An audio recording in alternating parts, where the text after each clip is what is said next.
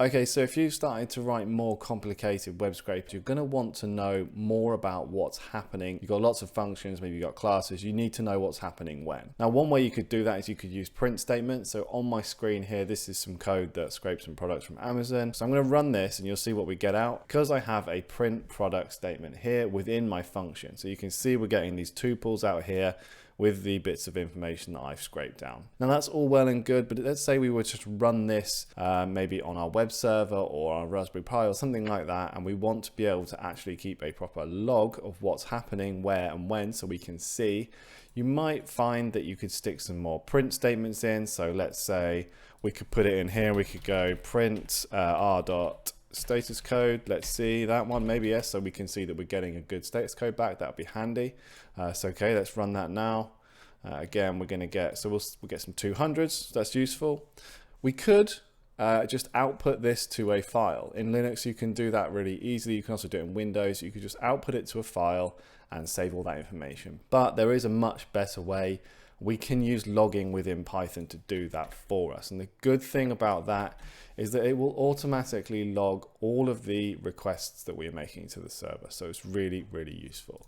So to do that, we're going to do import logging, and we just need to do some basic configuration. So up here, I'm going to do logging dot basic config. Now, this is just kind of scratching the surface of logging, but I think you'll find this really useful. This is basically just putting in a few extra lines into your code, and you'll get a good log file at the end.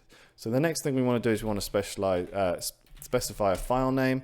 So I'm just going to call this scraper.log, and then we want to add in our level, and I'm going to do logging.debug. Now there are different logging levels that you can put in. Debug is like, I think, the lowest one, and that will give you all the information that you need. So go ahead and put logging level debug in. You can play around with it. You can use info or warning if you're dealing with that sort of information. But for now, just copy this and you'll see where we get to. So now we want to format the actual message. So when we log this, we want to have the right bits of information in there. Now, the most important one I find is always just to have the date or the time as well, so you can see when that thing happened. If you think you're going to run this code loads of times on a server every day or every hour, you want to know which time it failed. So what we want to do is we want to do format is equal to, and I'm going to put this on a new line down here, format is equal to, and we want to do the percentage sign here, and I'm going to do ASC time like this. That's just going to give us the actual time. Then we do S, a dash, and then another one, and then we're going to add in the message, excuse me, like this. So all this is doing is it's giving us the time, and then we're saying, then we're going to put a dash in, and then we're going to have our message.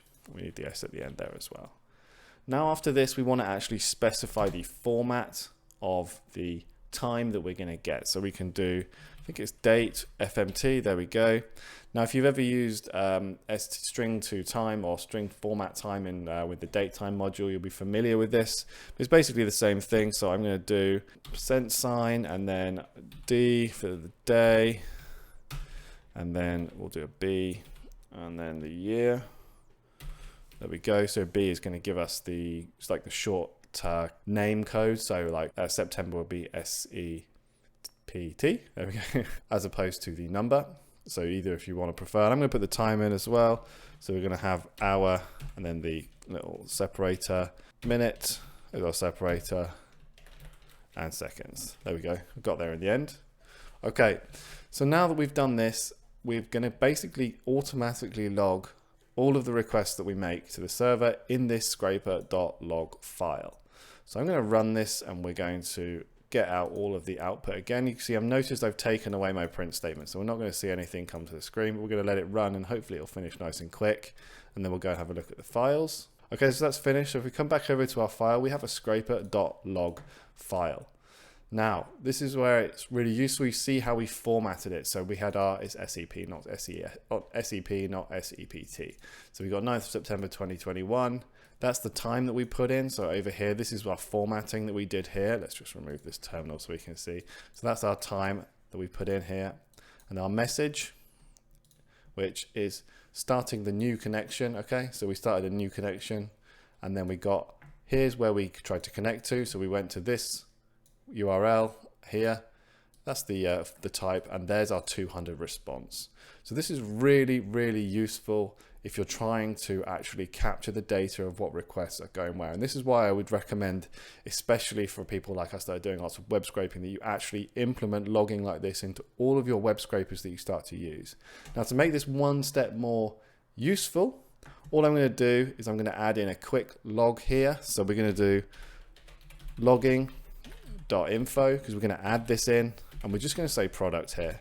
So what's going to happen now when I run this again is that every time we loop through and we run our function, it's going to log the output of this product tuple as well. So we're going to see the actual data that comes back within our log file. So there we go. Let's remove this, and we can see now we run it again. Here we go. Here's our new time. Here's our new one. And obviously when you do run a log file, it always appends to the file, so you don't have to worry about having your files get overwritten every time it runs. We can see, here you go, here's the information that came back from this request here. And this is why I think you should definitely put logging into your web scraping files. If you're interested in more web scraping stuff, go ahead and check out this video right here.